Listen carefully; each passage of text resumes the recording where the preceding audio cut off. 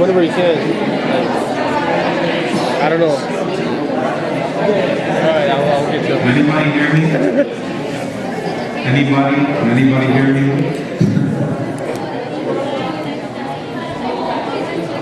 Does he do it? Does he do now? Right, again, just to repeat, inshallah, if I could have college students, young professionals, and high schools in the front, inshallah. Young professionals means under the age of 30. After 30, you're not young anymore. Or you're an exception, you call it. 35? You fit in that category, right? Alright.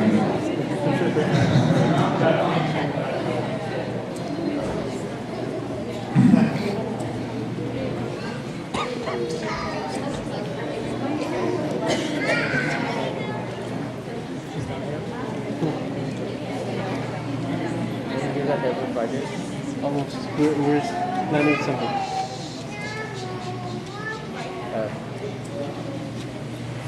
Does he know?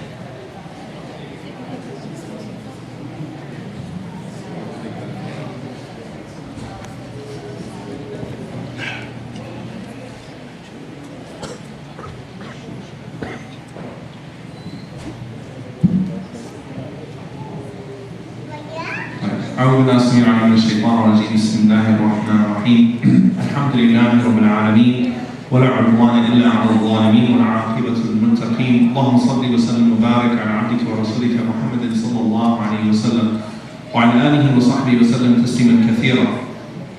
Over the last 3 Fridays, what we've talked about, basically we started off, I don't know how good, I know Bilal, you're pretty good with this stuff, I don't know how, what did I talk about? Let's see, not this week, the week before. The week before last week, 3 weeks ago. Who could figure that one out? In the khutbah, I don't know. Before the anger started. Before the anger one started, yeah. Only youth. Anybody remember? Huh? One in between that and that, and the anger.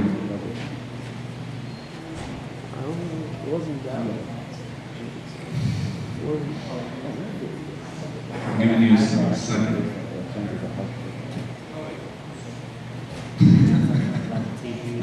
Was it the dhikr one? No, not the TV. No, not the dhikr one.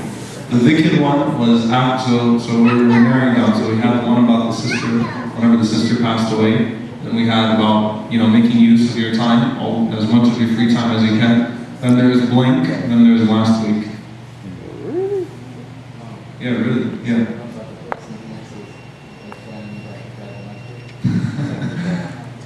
No, not that one. That one was part of the making use of your time.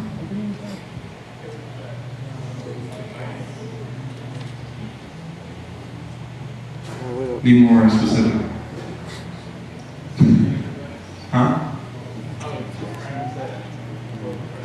MashaAllah. Very good. Alhamdulillah. So the beast has been transferred from Bilal, so it's been transferred to Ali. So 3 weeks ago, or 2 weeks ago actually, we spoke about the concept of putting people around you that will give you advice, looking for people to correct you, looking for people to help you, looking for advice from looking for friends that are going to give you advice, setting an environment at the home where you're seeking advice, trying to get corrected from your elders, trying to get corrected from those who are younger than you. Essentially the concept of trying to surround yourself with people that will give you advice and trying to look, and being receptive to that advice. Then last week we talked about what? What about anger? How to control your anger. How to control your anger, right? The importance of controlling your temper, not allowing your anger to take over you. What was the thing that we talked about today? You guys better know this one. Oh my God. Come on. It was only a few hours ago. To forgive. You guys eat. To forgive when you get angry and. MashaAllah, good. Being able to show mercy, compassion, forgiveness at the time of anger. Right? Being able to show forgiveness when you're angry. Being able to show mercy when you're angry, seeking the pleasure of Allah subhanahu wa ta'ala and showing mercy to people at the very moment that you're angry, so that you can seek the mercy of Allah subhanahu wa ta'ala. We take those three things together, inshallah ta'ala, that's really what I want to talk about tonight, because what is the biggest factor that stops the person? This is the thing that's guilty in all three of these situations. There's a connecting factor here. What will stop a person from receiving advice? What will cause a person to get angry and get offended easily? And what will cause a person to not be willing to forgive? There is one factor that really it boils down to this. Arrogance, ego. That's pretty good, mashallah. I didn't think you guys would get that. Right? Ego. Think about it. A person who has a really, really big ego doesn't want people to correct him, doesn't want people to give him advice. A person who has a really big ego, who has a lot of pride, does not like people telling him what to do, does not like people advising him. Then at the same time, when people do advise him and do try to correct him in general, what usually happens as a result? He gets angry, right? Then when he gets angry, he stomps his feet and he screams and he talks about how awesome he is and stuff like that for a day or 2 or 3 days, and how that person doesn't have the right to talk to me that way and do that to me because I'm this and I'm that and he's this and he's that, and who does he think he is? There you go, you've got ego again. He doesn't want to forgive, right? He won't let it go because he thinks he sees himself in such a high manner that he's not able to tolerate someone stepping on his toes. Who does this peasant think he is, right? For talking to me that way. And I'm not going to let that go because I'm this and he's that, right? Ego is guilty in all of these things. Now the problem with that, I'm not accusing you guys of anything, but ego is one of those things that manifests itself at different times of your life in different ways, right? Now, the time when you'll be most egotistical is at that college age to young professional age. All you guys in the front row. I'm not accusing any of you having ego at all, I'm just saying. I'm saying that's the time when you're most susceptible to it. That's the time when you really are on your nerves all the time. When you don't want people to talk to you in a certain way, when you feel like everyone's being degraded towards you. If someone tries to give you some advice, I'm a grown man, who does he think he is? Right? If that's when you really have that issue. That's when things really get on your nerves, and that's usually when your temper is really, really, really bad, especially if you weren't beaten enough as a child. Okay? I'm being straight up. If you weren't beaten enough as a child, then you're probably going to be more violent tempered. I'm not advocating abusing your children, but you could pop them on the wrist every once in a while, keep them humble, right? For the parents. But if you weren't abused as a child, I'm sorry, if you weren't disciplined as a child, then usually at this age, that ego really comes forward. That's when you really see those signs. Because of the lack of discipline, that's when a person just blows up on everything. Alright? And then again, you don't want to let anything go. Right? Then when you get older, your ego becomes manifest in a different way. When someone does something that's different from you, or when someone corrects you, he's just a kid. I've been around for 40 years longer than he has. I saw his diapers get changed, all that stuff comes forward, who does he think he is? I gave birth to you. Who do you think you are to try to tell me about how to be a better Muslim and those types of things? That's when ego manifests itself in a different form. And of course, people get, more testy at that age also, the older that they get, those types of things. The point is that ego is that main factor. And ironically, the Prophet ﷺ, he said, and this is something that's really hard for people to digest. A lot of times people ask me, this question, like, is this hadith real? How could there be such a hadith? That no person will enter Jannah with an atom's worth of pride in his heart. Not even an atom's worth of pride in his heart. Why? Because pride will stop you from accepting advice. It will stop you from surrounding yourself with people who will give you advice. It will make you less receptive to advice. You'll get angry very quickly because of your pride, and then you'll degrade the person that you had a dispute with, and you will refuse to forgive that person because of that pride. All of that comes from pride. Now the ultimate, the peak of pride is what? What does kibr mean in this hadith? What did the Prophet ﷺ say it means in this hadith? Anyone remember that? 2 things. Only youth.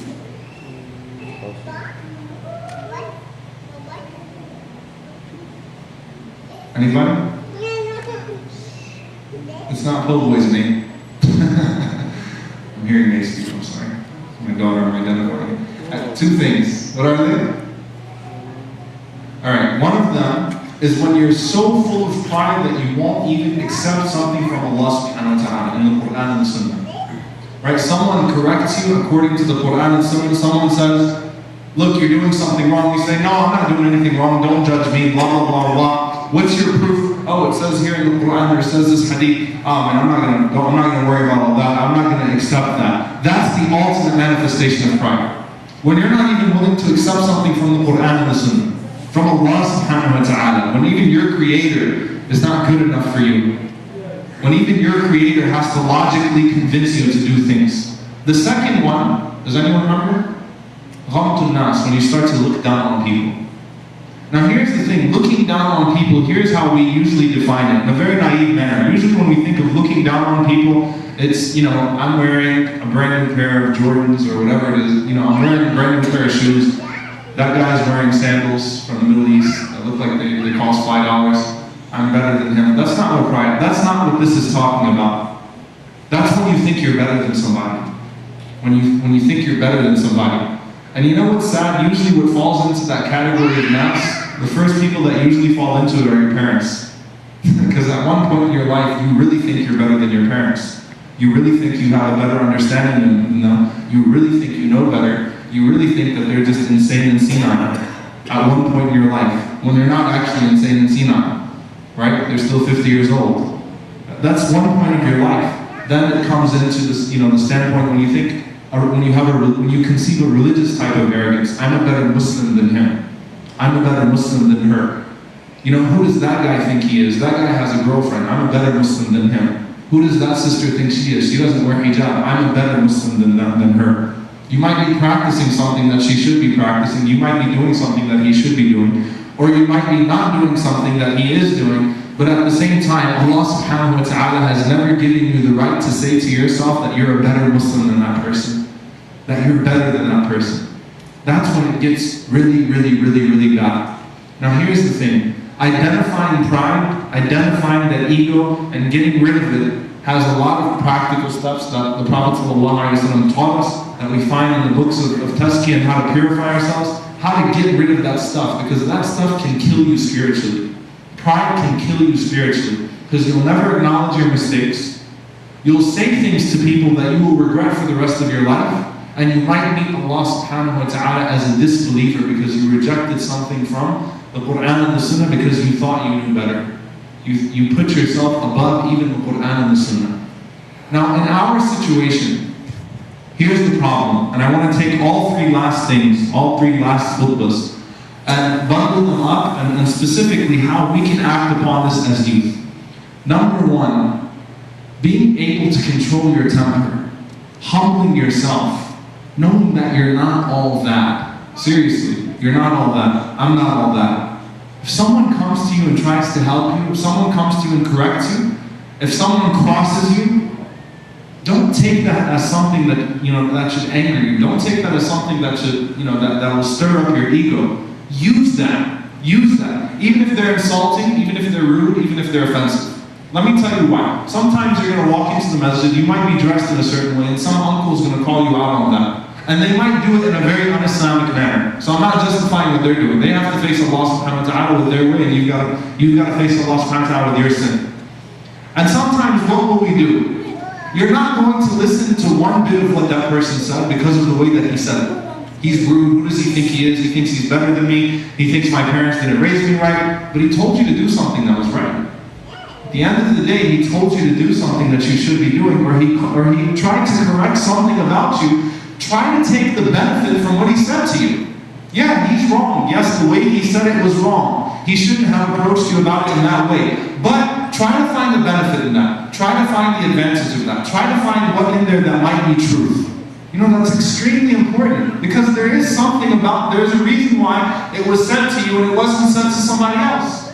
And if it's something from the Quran and the Sunnah, don't let your ego stop you from accepting that. The other thing, again, it's one thing to surround yourself with people who will give you advice and people that will try to correct you. Whenever your friend calls you out, I'm talking about your friends now, when your friend calls you out And he calls you out in a rough manner. And again, the type of people that you want to have around you, the type of relationship that you want to have is what I said 2 weeks ago, Abu Bakr and Umar had. Where if one of them messes up, when Umar messes up, Abu Bakr grabs him by the beard, not many of you have beards, but grabs him by the beard, pulls him down, and tells him to watch himself.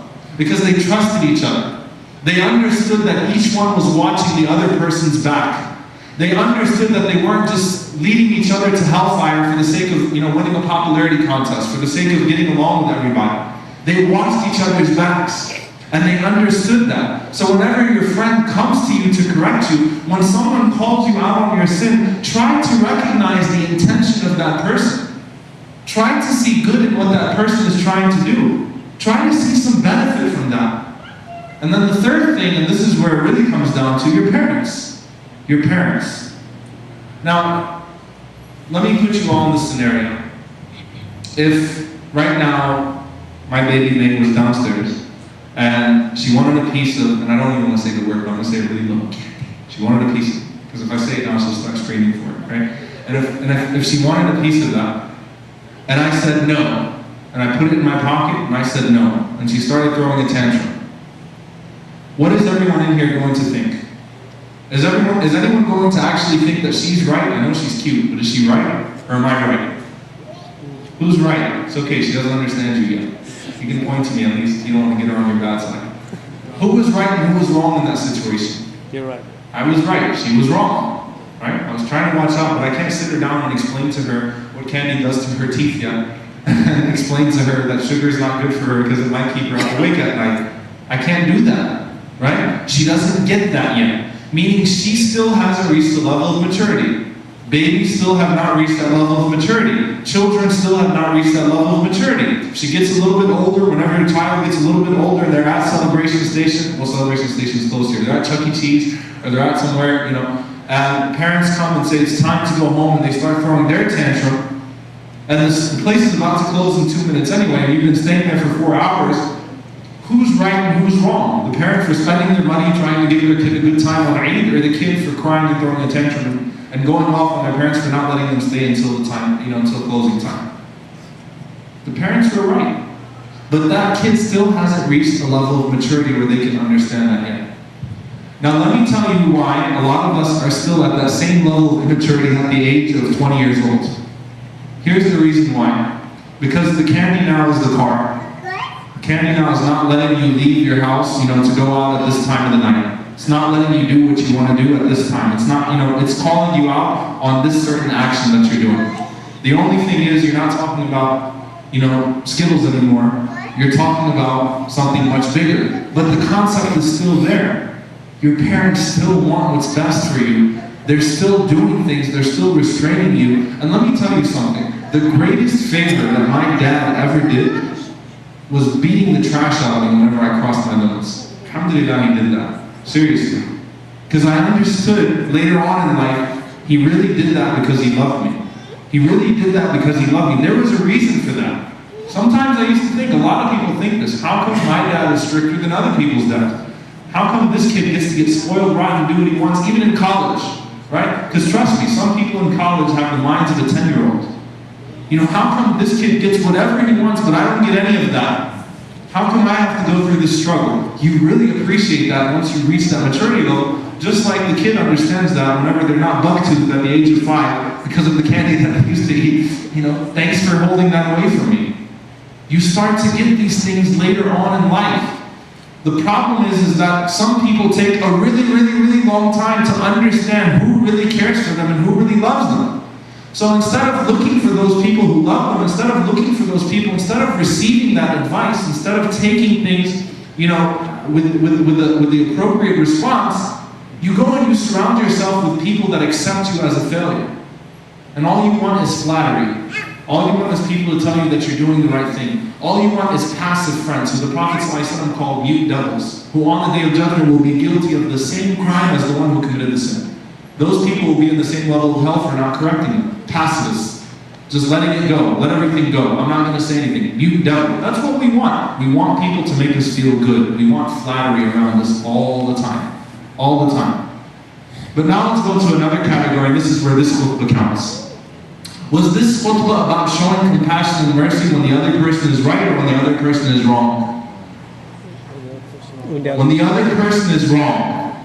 Okay? Now parents, you can close your ears right now. Please, parents, you should not be here in the first place. You can close your ears. Sometimes your parents are wrong. Sometimes your parents really do not make the right calls.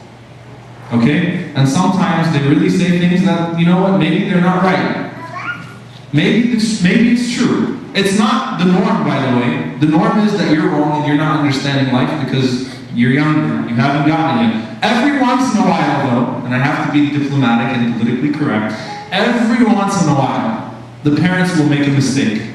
People that love you and people that care about you, they're going to advise you in the wrong way. They're going to be too harsh with you, or they're going to say something they shouldn't have said. They're going to personally offend you.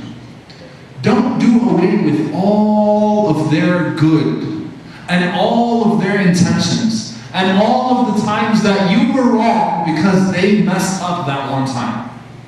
That's so important to understand. You know, maybe right now you don't face that as much, but especially whenever you start getting into, your professional careers and things of that sort, matters of marriage, matters of family, these types of things, sometimes your parents are really going to say things that are going to upset you. And they might actually be wrong, because Allah subhanahu wa ta'ala did not make them infallible, Allah did not make you infallible. 99% of the time you're wrong, 1% of the time they're wrong. Sometimes you're going to have your older brother, you're going to have that friend who cares about you, and he's going to come to you and he's going to call you out. Don't do away with all of the good because he made you upset that time because he did something wrong. Maybe he did do something wrong. Maybe he said something wrong. Maybe he overstepped his boundaries. But you know what? Don't do away with everything. Show some mercy. Be forgiving towards them. Because at the end of the day, you've got to be able to recognize the people that care about you in life. And you've got to be able to recognize the people that are actually, just drilling, building you a grave in hellfire at this point. Putting you in hellfire for the rest of your life, for the rest of your existence, because they want to be on good terms with you. You've got to be able to recognize the good intentions of people who mess up. That's the first thing. The second thing, and inshallah I'm going to end with that, then I'm going to go to the video. The second thing, a lot of people are going to offend you because of your Islam. And the Islamophobia is probably only going to get worse. Let me ask you this question, and be honest, you don't have to give me the religious answer. If you're at a restaurant, and you can tell, without a doubt, that the waitress is offending you because you're Muslim, what do? Or if you're at school, and your teacher said a derogatory remark towards you, what do? Complain, right? Right? Throw a fit. Get the supervisor, get the manager at the restaurant, tell the dean of the college, whatever it is, go after them, say, I want this person fired, I don't want them here, you're not going to get my business anymore if you're in school, I want this teacher fired, I want this professor fired, I want this and I want that, I want this.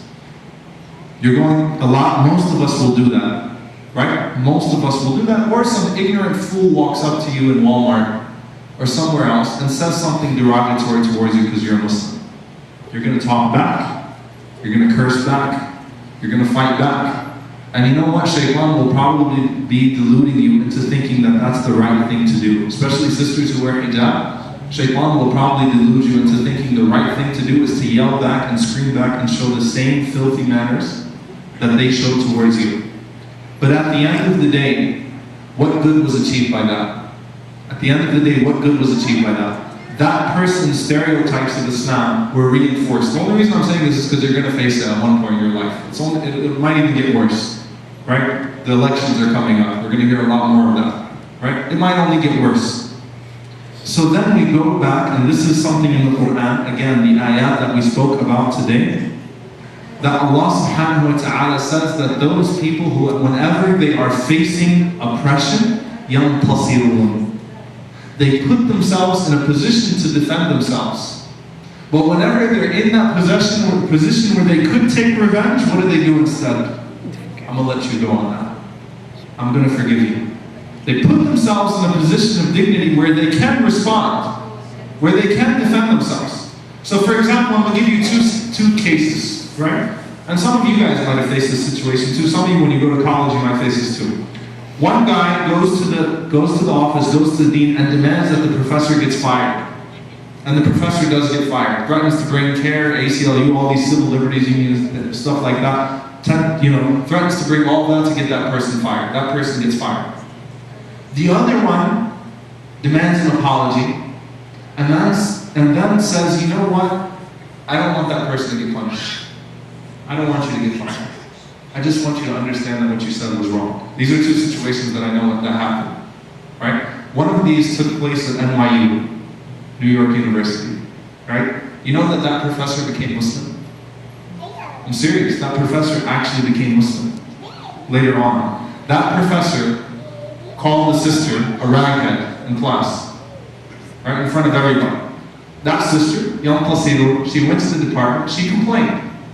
The department was about to fire the professor. She said, while all this was going on, she said, I don't want him fired, I just want him to understand that what he did was wrong. My religion teaches me to show mercy. That person became Muslim, right? SubhanAllah, understand when it's better to show mercy. Put yourself in a position where you can defend yourself. You can exercise you can do the same thing back, but you don't do it. You show the beauty of your religion. But the most important thing that I want you to take from all of this, trust me, your parents, even whenever they mess up, they're messing up with good intentions. They want what's best for you. You have to be able to understand that. Otherwise, you're just like the 2-year-old who's crying about the candy. You're the same way as that 2-year-old. You're just as immature and just as dumb as that 2-year-old. You haven't reached the level where you really understand things yet. You have to be able to understand, and you have to show mercy and love to them at all times, and the people in your life that care about you. If you're not willing to show those people in your life, I'm gonna, seriously, I remember growing up, my brother was terrible with me. Seriously, terrible. I mean, really, really, really harsh. 4.5 years older, used to drive me insane my entire life.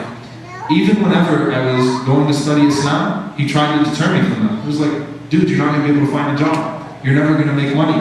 You're never going to be a success in life. Why don't you stick with this? Why don't you stick with that? Some of those conversations got really, really, really nasty.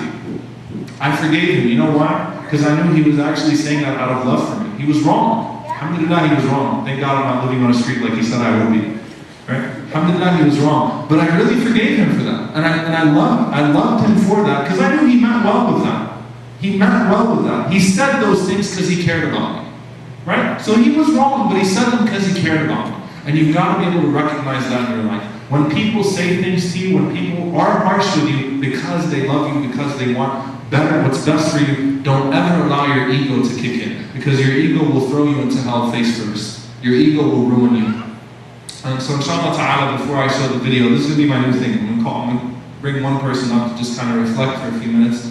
So today, it's Suhail.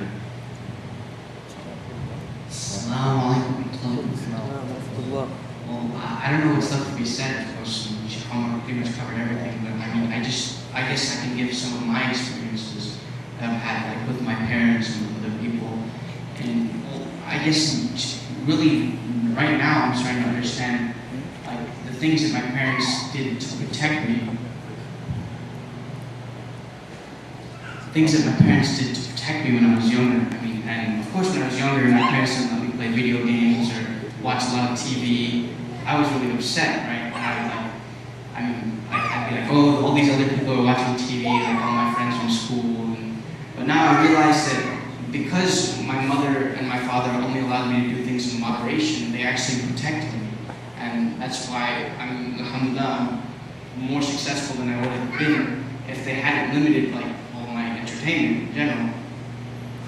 And I mean, like Sheikh Omar said, pride is a terrible thing. I think even Sheikh Hussain, when he came a couple of years back, he told us that he pretty much like outlined it for us. He told us how bad pride was, and he said like the same thing that Sheikh Omar said, that if somebody comes up to you and insults you, but like in their statements there is like one good thing or one little bit of advice, you have to take that one thing and like sort of capitalize on it, like improve yourself whenever you can, inshallah.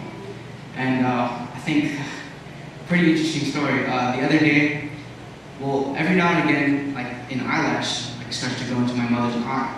So she called me downstairs one day and she told me like if possible to take that eyelash out. So she gave me a mirror and a pair of tweezers, and I went, and like on the first try, I managed to pluck the eyelash out. But my mother insisted that I hadn't taken it out because her eye was still irritating her.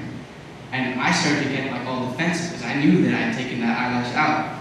And I mean, it sort of escalated a little bit to the point that like we were almost like, I guess, almost shouting at each other. Not exactly shouting, almost shouting. And then eventually I walked away. I was pretty upset.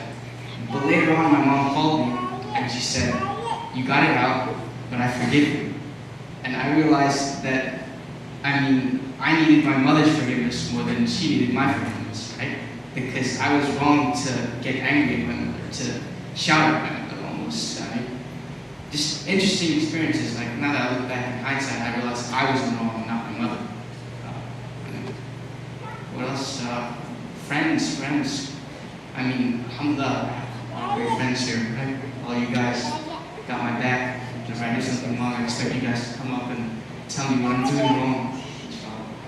I mean, and we need that. Like right now, a lot of us are really close. We're all friends, alhamdulillah. So we need to like watch each other's backs and make sure that none of us, inshallah, become proud people or like allow our egos to like get ahead of us. And just to protect each other, inshallah. And I guess that's all I have to say. Assalamu alaikum. Somebody hit the mic switch. Jazakallah. That was awesome. Jazakallah.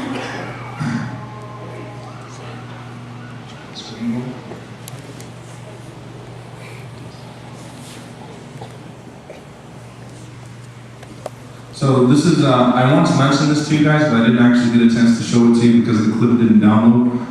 So this is commercial. I told you guys the story, but you can watch it. It's a video, it's a clip. It's in some other language. I don't know what the other language is, but there's English subtitles, so you can read the subtitles inshallah and follow along. About a man sitting with his son and things of that sort. So there's a little part like in the middle where there's some instruments. I'm gonna pull the microphone away inshallah and put it back inshallah. Just in case some of you do understand that language.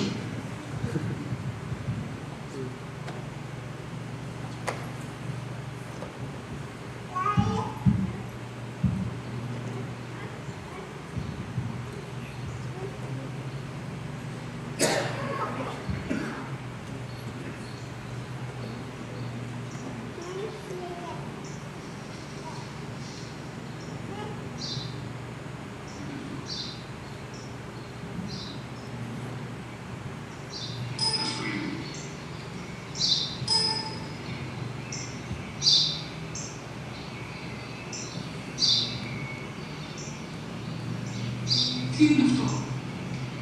Μόλις τώρα στο πατέρα σου γίνεται.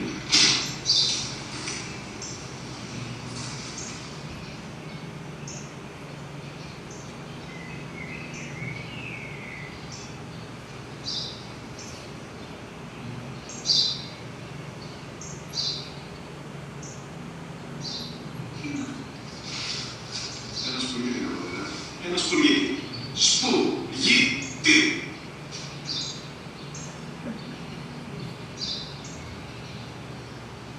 Τι είναι αυτό? Γιατί το κάνεις αυτό το πράγμα? Μπορεί να πεις τόσες φορές σε κανένα σπουργίτη. Δεν το καταλαβαίνεις. Πού πας?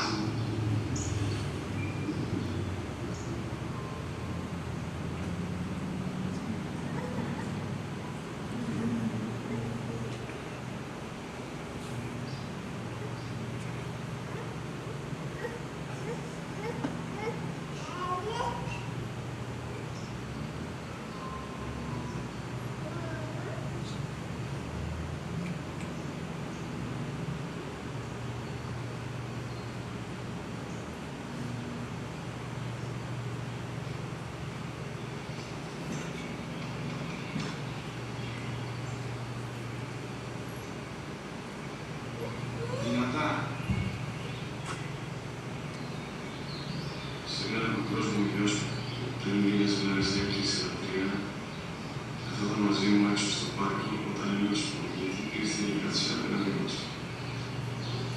Ο γιος μου με ρώτησε 21 φορές τι ήταν αυτό. Και το απάντησε και τις 21 φορές ότι ήταν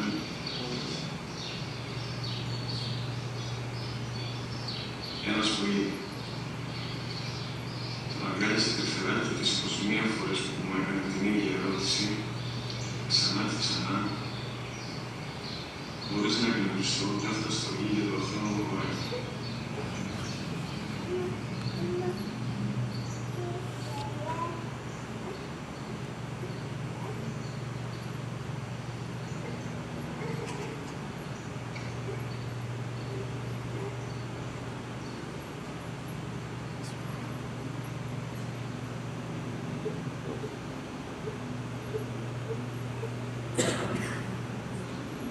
من الشيطان الرجيم